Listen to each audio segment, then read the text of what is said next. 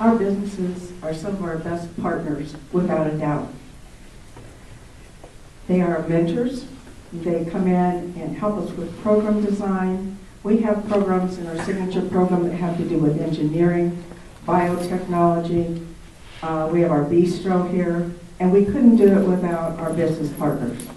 Those business partners meet with us on a regular basis and outline the kind of skills and the needs of the people that they need to hire. One of the big issues has been soft skills, the ability to speak to one another, the ability to communicate. Those are skills that businesses have said are lacking the most. Those are some of the hardest to teach. I would invite any of you to come look at our signature programs. We have Project Lead the Way, which is engineering, some fantastic programs here. In fact, we have one junior who is at Shawnee Mission West who just won first in the science project looking for ways to diagnose Parkinson's through taping it. And I can tell you it's been a great success. So as I said, our business partnerships are some of our best and provide us with some of our brightest mentors.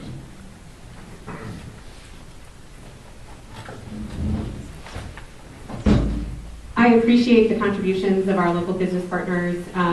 They're employed by people who have kids in the district. They hope to employ people who graduate from the district.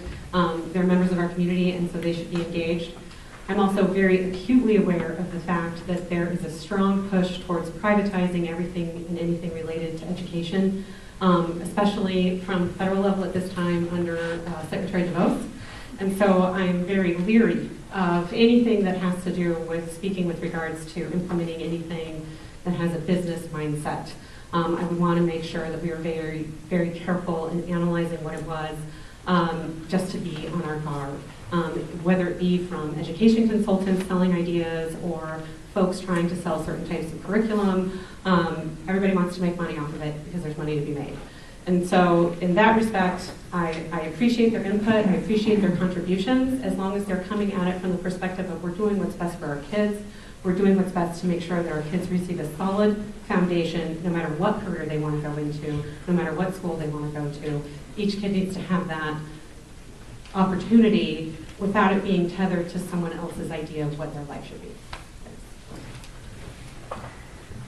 Great question. First of all, I think what we're talking about here is businesses with more than 15 employees, right? Not small businesses or even really kind of medium, large businesses, ones with the money, because we need revenue and we need engagement. When I worked as a OJT coordinator and cohort career training instructor with the Missouri Department of Labor and the Workforce Investment Boards, I'm very familiar with the Workforce Investment Opportunity Act and all of the great programs that are out there that encourage businesses to engage this thing that I found when I worked with the Apollo Education Group as a reentry representative. There's a connection between academic goals and occupational goals. And it sort of leads to the third leg on the stool, which is financial stability, right? And so we need to start these connections very, very early. ONET, which is Department of Labor, knows every occupation that's ever been in this country exists now and will exist in the future. They know all the things that those people do and the characteristics of those jobs. And we've known this for 50 years.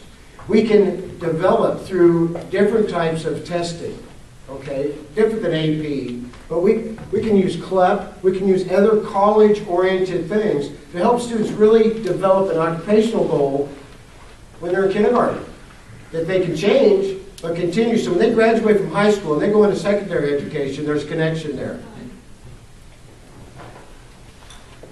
Okay, this is one of the things that I've enjoyed researching the most in this campaign is the tie to the businesses. Because that's what we're preparing students for, what they're going to do later in life. And so I reached out to some business leaders and sat down with them. The first person I sat down with was Art Crosby Kemper III, and he gave me a generous amount of his time, and we discussed some of the things that kids are lacking first, and some of the things that kids may need second. I reached out to Dr. Ada, one of the largest employers in the county. Here is the school district. And we discussed some of the things that kids are lacking first, and then the things that they may need in the future. Look, our world's changing. Our kids should all probably be coding. We should be teaching them things that are going to prepare them for the future workforce right now. A lot of the things we're teaching them are going to be obsolete by the time they get their diplomas. I mean, keyboard, that's something that's a thing of the past pretty soon. Mouse pad too. And the soft skills that Cindy mentioned, that's what I'm hearing from the business leaders. Showing up to work on time. Being able to look someone in the eye and have a conversation. That's what our kids are lacking. Writing. Go to JCCC. They all have to take Comp 1 and 2 because kids can't write now. Thank you very much. The next question will begin with Ms. Neighbor. What role do you believe the board can play in ensuring the district can attract and retain high-quality, experienced teachers? I think that everybody will tell you many to start with, but one of the things we know is that Shawnee Mission at this time, today, is at the top of the pay scale for teachers, which we are very proud of. But can we do better? Can we do more? That is always our intent. But one of the things we have to look at too is mentoring and providing our first through third year teachers mentors. We do have a mentoring program. They need support as far as technology training is concerned, new teachers coming out on programs and expectations. And those are things that we value in service for our teachers when needed, especially if we're doing something on curriculum, and letting them participate in all that. But teachers are going to look at money, benefits, what do we do in mentoring them, and what are we providing them to support their classroom in the best way they can.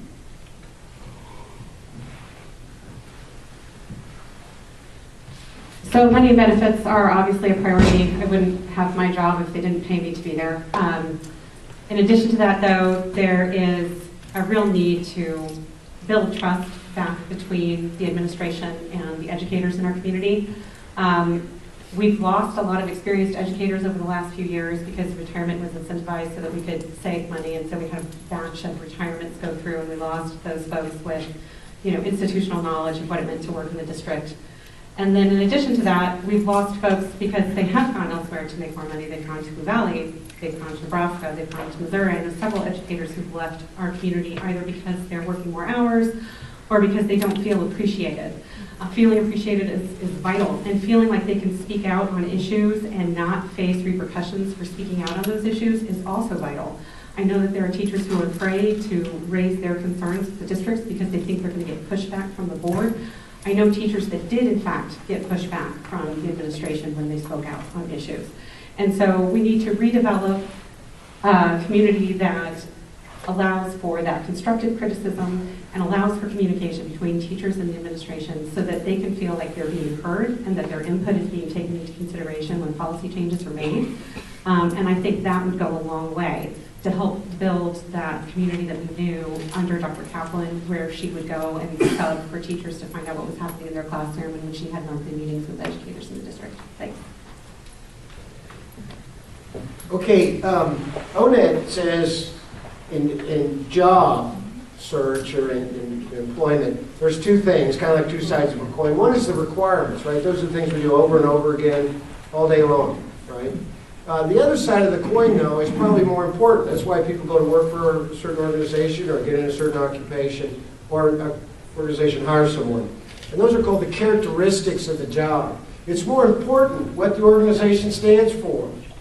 If you see the world the way they do, you have a better chance of staying with that company. So we've got good pay, good perks. I think we're talking about teachers here. Administrators, I think it's way over the top, okay?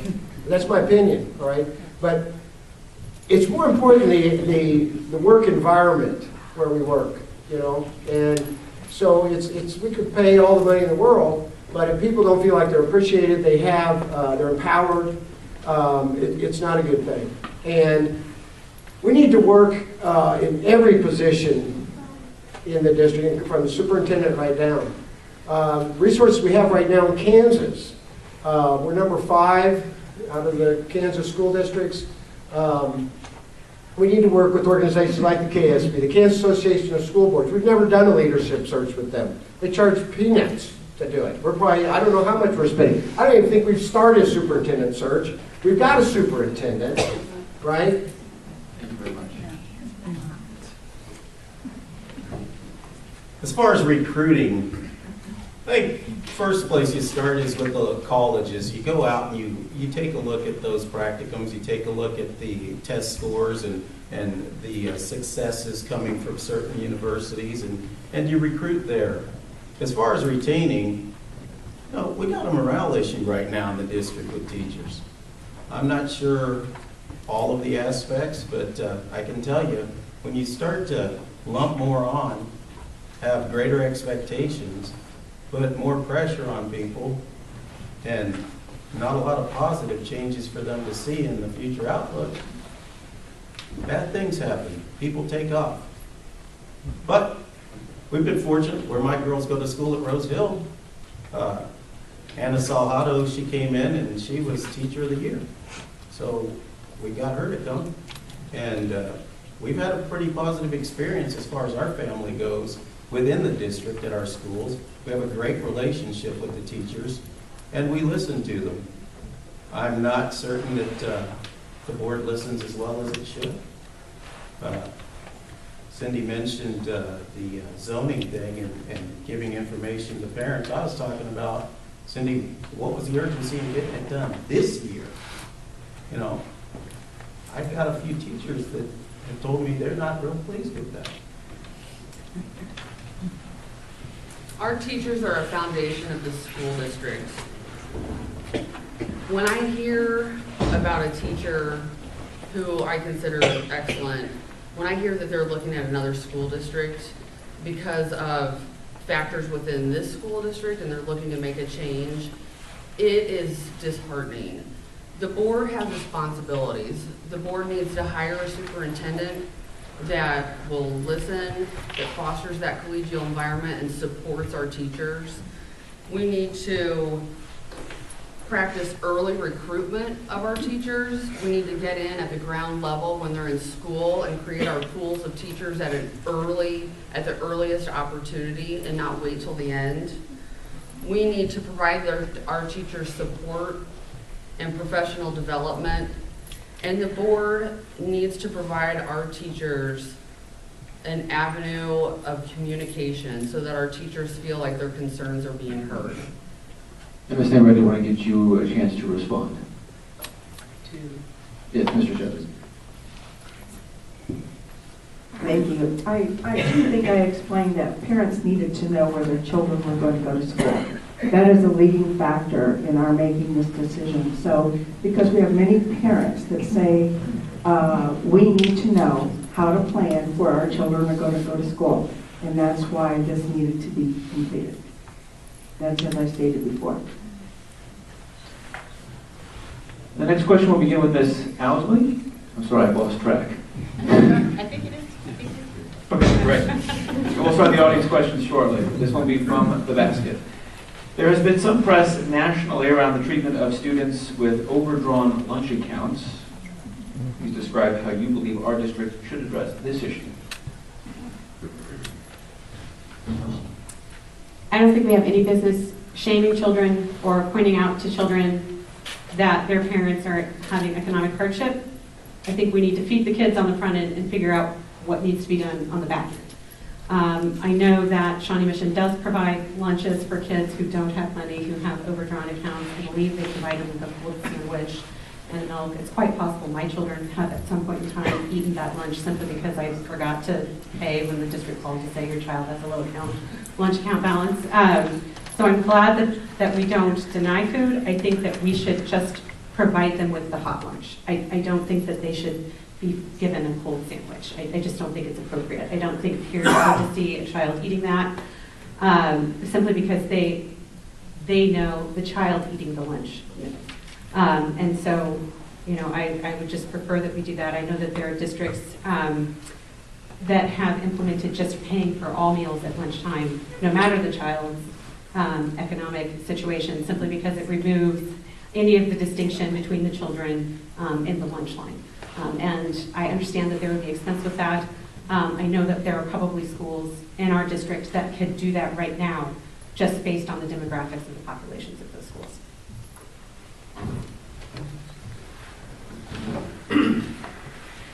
You know, I can understand there's a lot of reasons why people don't or can't pay they don't have money to get the hot lunch. But has anybody eaten those lunches? They're terrible. I can't get my daughter to eat a hot lunch. She's scream and cry. And not every parent has time to, make a lunch and have a healthy lunch and all that. This is one of the areas that needs focus. It's not just nutrition. There's tremendous opportunity here with some of our signature programs. We've got families with children that are vitally interested in hospitality and cooking and things like this. And we need more options. We need to try to bring the curriculum in line with reality. And, I got a call today, a robocall from the district telling me that all of our schools who are Title I schools are offering free lunches to any child, regardless if they're a student or not. There's plenty of money there. Children need to eat. They need to eat before they go to school. They need to eat while they're at school. And they need to eat on the weekends and things like that when they're not at school. But fortunately, in our demographic, we really don't have a serious problem here. It's not a problem. It's easy to fix. And I think that as long as children are eating the proper food, that the taxpayers pay for it. And many of the taxpayers, families in this district, don't send their kids to public school because we don't have the resources for special education. They go to private school. They're spending $15,000, $20,000 a year on it, and the food's better. I don't know that the lunches are terrible. I'm going to take your word for it. Don't talk about what I say. Okay? No, really. I have no idea whether or not the lunches are terrible. But what I will tell you is, if you come to my house and you're hungry, we're going to feed you. Kid goes to school, feed them. It's as simple as that. We find a way to give a guy that buys a golf course TIF money, but we can't feed a kid? Come on, think about that. Just think about that for a second. Every kid that walks in the door that wants to eat should be able to eat, period. Our school district does provide students meals when they have an overdrawn account. There's no discrimination as to what they can eat. I think the article that came about, it was school districts that were treating children differently when they had an overdrawn account. That's not right. The children should not be shamed just because the parent forgot to put money in their account or just because the parent could not put money in their account. Should efforts be made by the school district to try to collect or get parents to put money into the account? Yes, we can't have every child eating for free, but we also have the ability to talk to parents and advocate on behalf of kids that need the free and reduced lunch and provide them applications for that. Thank you. This is maybe a good educational time. I will tell you right now that we have over 10,000 homeless in Shawnee Mission. I mean, in the Johnson County area, not Shawnee Mission. 10,000 homeless. You wouldn't expect that in our county. Nobody thinks it's here, but it is. We do not shame kids for lunch or anything else. We do not shame them. There's money funds in each of our schools that will pick up the cost of that. Second of all, we do breakfast programs. We do backpack programs. That robocall that someone received, we've delivered over 3,200 lunches this summer to kids that don't have it available. I think we need to know our statistics, and I think we need to do a little bit more homework to know that these kids are safe, they're eating good meals, and we take great pride in serving all of our students, and that means all. Thank you very much. We are going to move to the second portion of our questions now. Those were questions pre-written by the Shawnee Mission Area Council. I will now be reading some questions that were posed by you, the audience. I've tried to be fair and arrange these thematically and try to spot which, there's another one, thank you very much. Try to spot which themes and questions are getting asked in various ways, so I'm trying to be fair, trying to honor the questions and topics that seem to be of most interest to you. If I do not get to your question, I apologize. It is nothing personal, but we could stay here until 10:30 if you want. So the first question, we'll start with Mr. Roberge, and we'll do the same order. And so we'll pick up with Mr. Roberge. We'll get a minute and a half each to answer these questions. So several questions along this theme. This is the one I will ask. As the population of Shawnee Mission shifts, more buildings are being classified as Title I. How do you propose to support these schools in order to ensure that all students in Shawnee Mission receive an equal education? Great question. You know, everyone here should understand what Title I means. It has to do with income, lower quintiles, poverty, right? And every child has the right to have an education. When we talk about facilities, since 1987, when they changed the law and said school districts could sell properties, I've seen nothing but disruption. I went to Ridgeview Elementary, it closed. It's now Kansas City Christian School. Meadowbrook Junior High is now under construction. It's done cost, I don't know how much money, in legal fees and lawsuits, and it completely disrupts. A community is built around a school, and you pull a school out, and you got blight. It's no different than in business. The Title I, English language learners, special education, children from low economic quintiles. That's the 20%, right? 30,000 students, there's about 3,000 maybe. I don't know, I'm just guessing, I don't know. But that's where we need to focus our services. And the solution is partially in what you call the IEP, Individual Education Plan. Every student has one, right? But this has been used in special education. And the solution is what we call peering. General to special peering, peering of students who speak other languages. My time's up. Is that the same question for me? Yes. Would you repeat it, please? No. As the population of Shawnee Mission shifts, more buildings are being classified as Title I. How do you propose to support these schools in order to ensure that all students in Shawnee Mission receive an equal education? I think it's extremely important that all students receive an equal education. The biggest thing we have to remember is the demographic of this county is changing quite dramatically.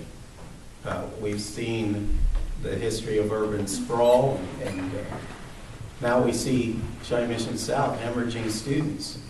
A lot of the people who bought homes in that area, their kids have grown up and they've moved on, and we've got empty nesters there, and people are buying further south of 435. So we've got a lot of issues to address in that dynamic. Those are things that we're going to have to study more closely. You know, there's not going to, just like I responded to the other question, there's not a single shot solution for these things. And it's going to take some deep, intense study to determine how we're going to manage the changing demographic in this county.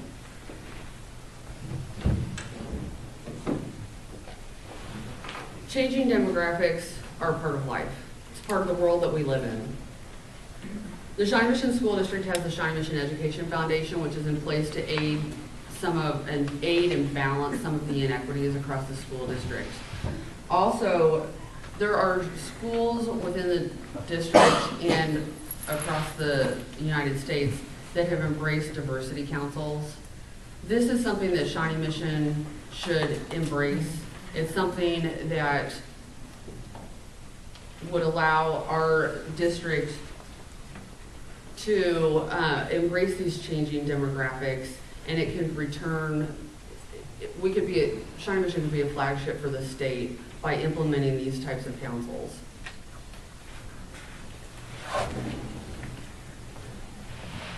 One of the hardest things for a school district to do, and I know there's been discussion here about hiring teachers early on. We do that.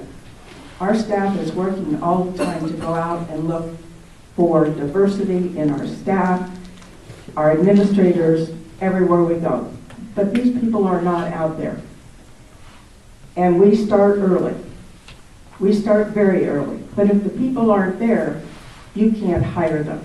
And that's just what happens.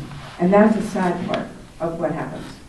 If you look just recently at what happened, or what's happening with our government right now and doing away with some of the Medicare, Medicaid payments and reimbursements, that's going to affect us a great deal on IDEA and ESEA.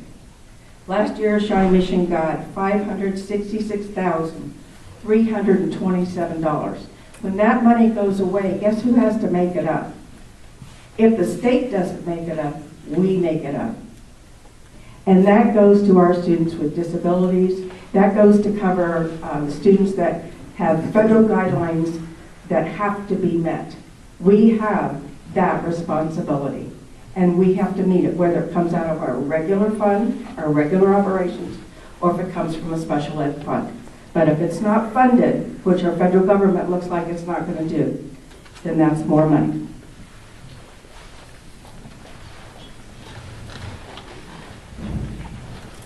One of the concerns that was raised by a parent during the course of the conversation over the boundary line changes was that when they were drafting the boundary line changes, it looked like they were taking the single-family homes out of one of the school's districts that was primarily populated by apartment complexes. And those single-family homes were going to be redistricted into Ray Marsh. And it was actually going to end up concentrating economic hardship at a greater percentage rate at that school. And I think that from a policy perspective, it's possible to alter boundary change policy to say, we're not going to implement a boundary change if it's going to concentrate economic hardship even further at a school. And I think that you can look at policy from the perspective of how do we do this to implement what our vision and mission for the district is. And if our vision and mission for the district is to make sure that every child gets to experience folks from different backgrounds, different economic resource backgrounds, different cultures, different societies, then we can say, you know, let's look at this in a forward-thinking manner and not exacerbate the problem.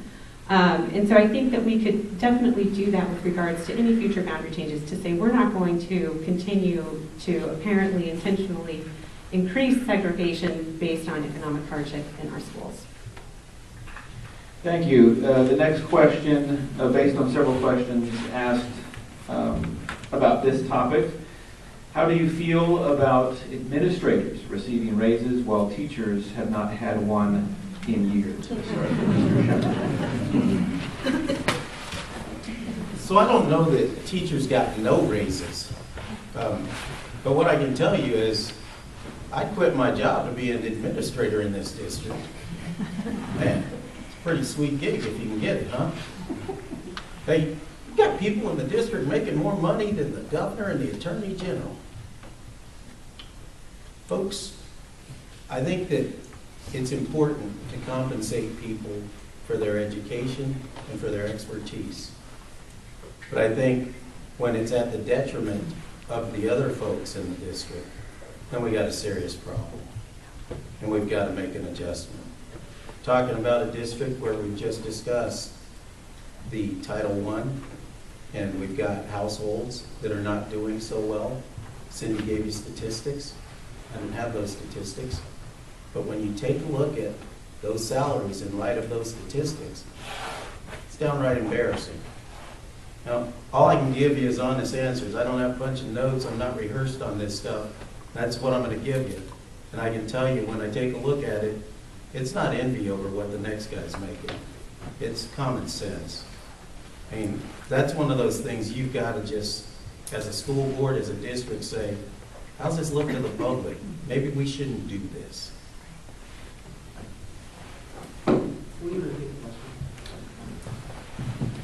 How do you feel about administrators receiving raises while teachers have not had one in years? Again, the teachers are the foundation of our school district. It is difficult to think that the administrators are getting raises when a teacher would not. I appreciate the work that our teachers have done, and we respect them, we respect their education, but when an administrator is getting a raise and the people who are interacting and implementing our curriculum every day do not get one, I think that's difficult. I can understand the reasons why the teachers are concerned about this. I have a feeling this question's really posted to me. Is that correct? First of all, what we are paying our new assistant superintendent, interim superintendent, is $34,000 more than he received last year. And why would he get that? He's doing 2 jobs. We are not hiring a superintendent. He's an interim superintendent. How many of you work 365 days a year during the day and at night for programs? And at night? Not many. That's what our superintendent does, whether it's an activity at a middle school, whether it's an activity at a elementary, or an activity at a high school. Our administrators are out there and in attendance. And I defy any of you to go anywhere and look for a quality superintendent for less than what we are doing. Let me give you one example. I got 30 seconds. Lee Summit, just recently hiring a superintendent. They had 17 RFP, they sent out 17 RFPs. 5 came back. 3 people, after learning about the district, took their name off the list. 2 left. 1 was older, 1 was younger. The district wanted somebody who was going to stay. So they chose the younger one. That's the only person they had, and guess what? He's being sued by his former district. If that's what you want in Shawnee Mission, that's what we can get. That's a true story.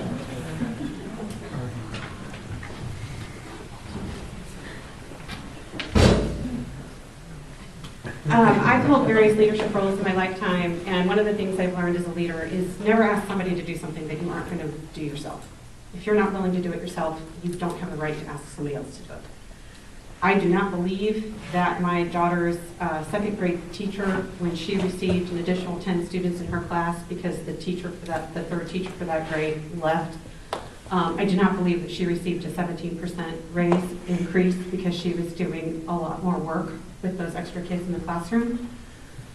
I respect what the administrators do, and I know we need quality superintendents, and I know we need quality administrators, but from the perspective of sharing the burden, and from the perspective of making sure that we're all pitching in together and that we're doing this as a team, I think that it is appropriate to make sure that we aren't doing things to compensate folks who their compensation is going to be seen from the perspective of those on the ground as at their expense. Okay, the question was, could you repeat? How do you feel about administrators receiving raises while teachers have not had one in years? Well, we need to have a clear career path. Anyone that receives a certification, a license in teaching anywhere in the state of Kansas, but especially in Shawnee Mission, I think, that if they get the additional education and the credentials to move up to a facility administrator position or a principal, and then they get the additional schooling and credentials eventually to become a superintendent, that's a career path. They'll make more money. It's totally different than being in the classroom. But at the same time, we don't see that now. We don't see these administrators coming from the teachers' ranks generally. Or when have we seen a superintendent who went to high school in Shawnee Mission? So we need to work with the Kansas Association of School Boards to find the leaders every couple of years, like Ewan Kaufman when he seeded the farm team for the Royals. He had scouting reports every 2 years. We need this. We can't expect superintendents here to be different than anywhere else. It's a 2 to 4 year gig. Okay, that means they churn off and they come in, solve a problem, and move on. That's okay. But teachers need more than money. They need a good working environment. They need peering. They need mentors, and we need a real leader. Thank you. The next question, again, trying to ask questions that were repeated in some way. This question was asked quite a number of times, and this one will start with Ms. Hunter. What is your view on technology use in the district, particularly in the elementary grades?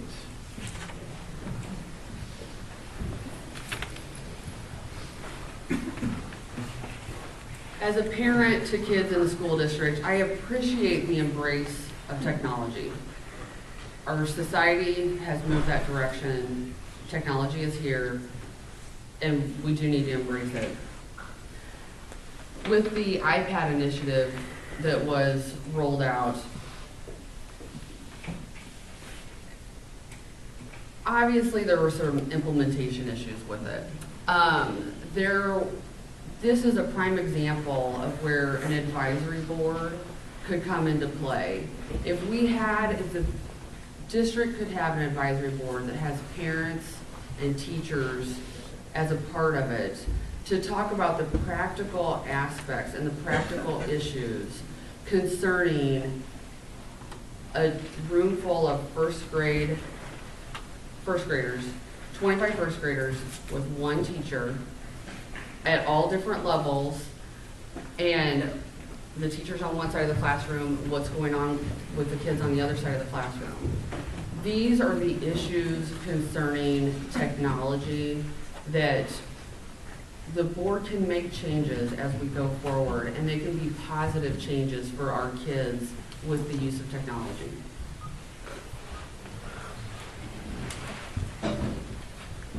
I omitted from my last answer too that our teachers have received raises over the last couple of years too, because we've gone into reserves to, yes they have. And I'll be glad to provide the information for you. But on technology, we need the ability for kids to use this as a tool, but it should not be the main way to learn. Our classrooms work together on projects where the teacher is in charge, and they're given projects to work in teams and to learn how to work as a team. It's used as a tool. It's not used as the entire curriculum. If you use it for the entire curriculum, that student's going to lose touch with just your normal everyday performance. And I know there are a lot of parents that are concerned about how much time their child spends on a computer. We have safeguards in place to try to make sure that children aren't in places on the computer that they shouldn't be. Can that happen? Most assuredly. It can happen at home. It can happen in a classroom. But we work diligently as a group to make sure that all kids are learning what they need to be learning in a classroom, hopefully in team efforts. Also, we have many students that otherwise would never be allowed to have a computer just simply because of monetary means.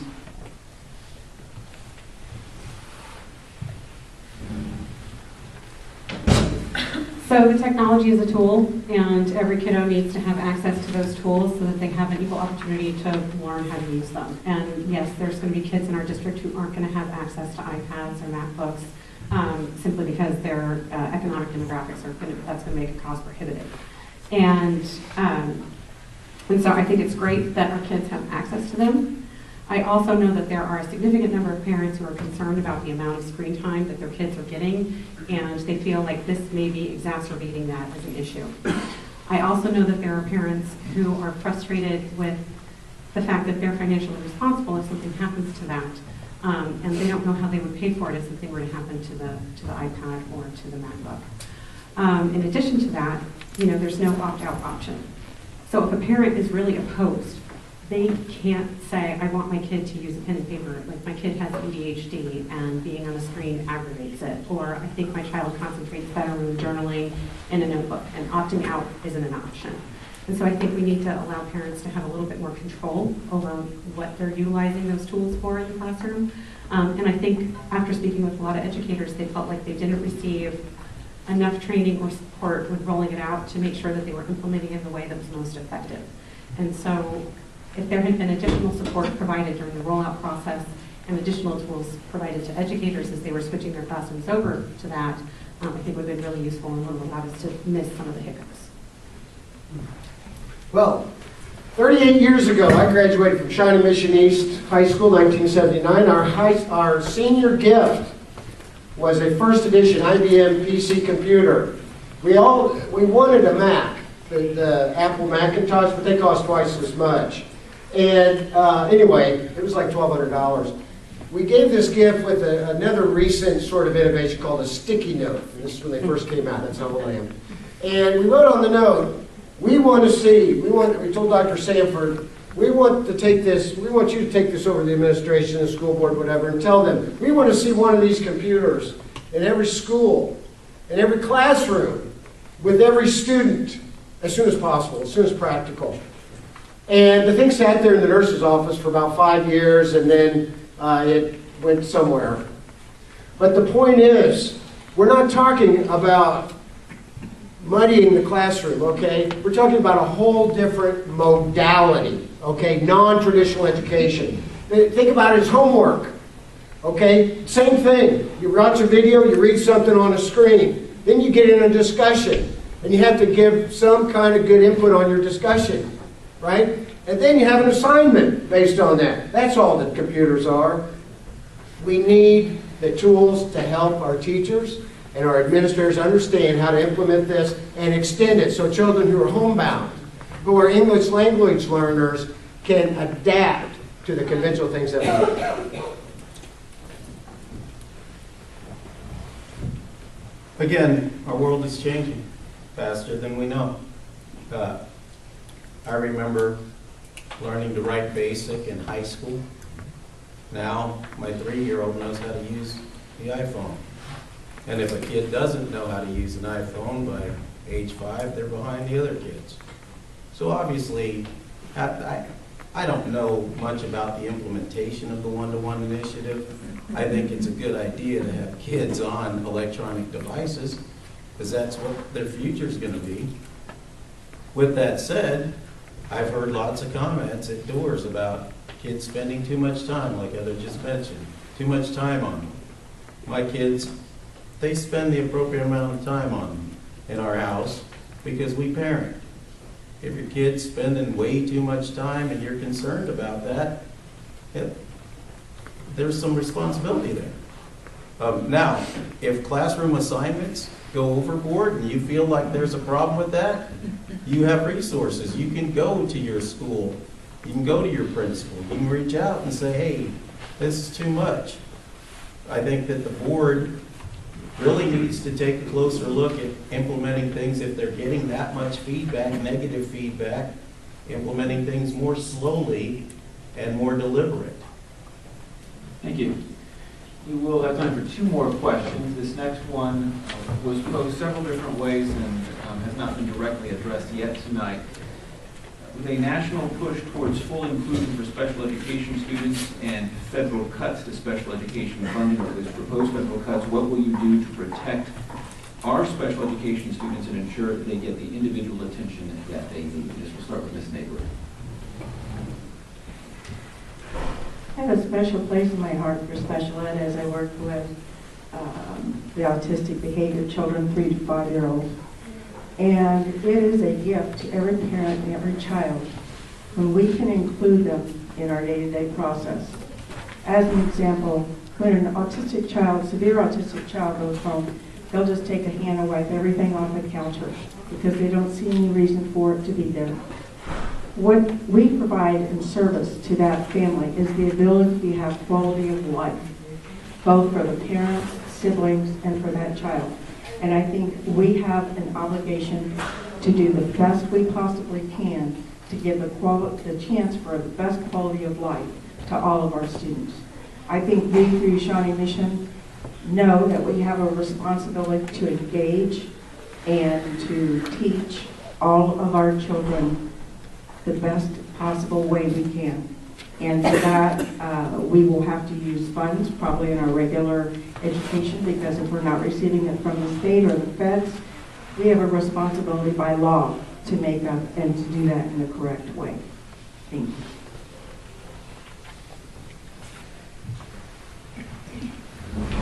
So every child has a federally protected right to an education in the least restrictive environment as possible. So we need to be working to make sure that we're not segregating kids, that they're integrated to the extent that they can be integrated, and that they are being educated with their similarly aged peers and having that classroom experience.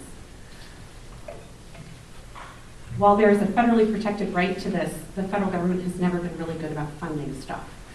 And with the proposed cuts to Medicaid, the reimbursement that the district relies on to make sure that the money is there to meet some of those needs is at risk. So there's a very real risk that we're going to lose that Medicaid reimbursement money and be facing significant economic shortfalls in the district. I believe the number is 1.2 million for the Shawnee Mission School District. Obviously, this is going to put us in a crunch. We want those kids to be with their peers. We don't know where we're going to have the money to make sure that that happens. So we're going to need strong voices that are willing to speak out and to say, we need this for our district. We cannot allow these cuts to go through. And then if they do go through, we need to make sure that we are doing everything we can to meet those needs of those children, because it's absolutely not fair to those kids to have to suffer the burden of those cuts alone. Okay, I think we're putting the cart in front of the horse. Is this on? Yes, thank you. You know, I look at them as services that are provided to students who have special needs, just like students who are learning English. And it relates back to the family. This is all about families, because we need to provide these services to help those families raise those children. And everything else, we can, if we have to put more into special ed and into these special programs and title programs, but somebody's not funding it, that doesn't mean we cut it. That means it's a service we provide and we figure out how to make it work. And if they're going to pay us more, then we can do more. The problem is we don't do enough. When I talk to administrators in this district and I say, what are we doing? And they say it's a problem, I think they mean we don't have enough money. But it's the parents that I talk to tell me it seems to be a problem, because they've gone from Shawnee Mission to Blue Valley and Olathe, and now they're back in Shawnee Mission, but they're going to a private school. And so if they all leave, then all we're dealing with are those same kids that need the lunches and the title things. It makes it a lot easier, but it's just not right. You know, this is one of the places, like I was talking about, with the parents and having a resource going to their school, reaching out to their principals. This type of advocacy is exactly why PTAs are important. Because when people are looking at cutting things that are critical and not providing the resources that we need to be able to support something like special needs students, that's when everybody needs to get together and push back. That's when you need to kick down doors and say, no, we're not going to let this happen. And I think as a board member, you can come alongside those PTA groups and you can come alongside those parents that are concerned about issues like that, seriously concerned about issues like that, and pay attention to what they have to say. And then join in that advocacy. I think that's what I would do. In fact, I'm certain that's what I would do. Special needs kids, I know that candidates up here, one or more, has a special needs student. I do too. So it's really important to me. Cuts at the federal level would be devastating for our special education program, but nevertheless, we have a responsibility. We have a responsibility to educate the children of this district both the general education population and the special education population. The board has a responsibility to provide support, to provide curriculum, and implement policies and procedures that will attract and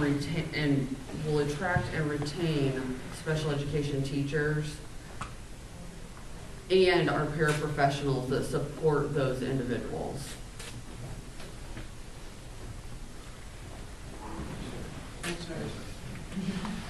The final question before we get to closing statements, just because we are running out of time, the question is fairly direct. I'm going to say 1 minute for responses to these. To this question, what are you looking for in a new superintendent? 1 minute for this one. This is the last question. I'm going to talk really fast. No, I think that there's two different types of leadership styles. There's people who listen, there's people who allow you to be heard, and then there's people who try to herd you along so that you do what they want you to do. And I think that we need to get someone in here who has the leadership style of listening and wanting to let people be heard. In addition to that, I want to make sure that the strongest qualification of our superintendent is that their focus is on meeting the needs and the vision of our district, and maybe not so much on creating a platform for themselves. Okay, I think as far as the requirements of a new superintendent, I'd like to see somebody, the ideal candidate is somebody who is a certified licensed teacher that moved up into being a principal and now meets the qualifications to be a superintendent, as any qualified candidate would be, but somebody that's from Kansas or from our area that understands our kind of unique culture here. As far as the characteristics, there's 3 leadership styles that I think would be appropriate. The first one's Ewing Kauffman. Everybody knows the Royals, right? And Ewing Kauffman was a team builder. We need somebody like that. The second one is Booker T. Washington.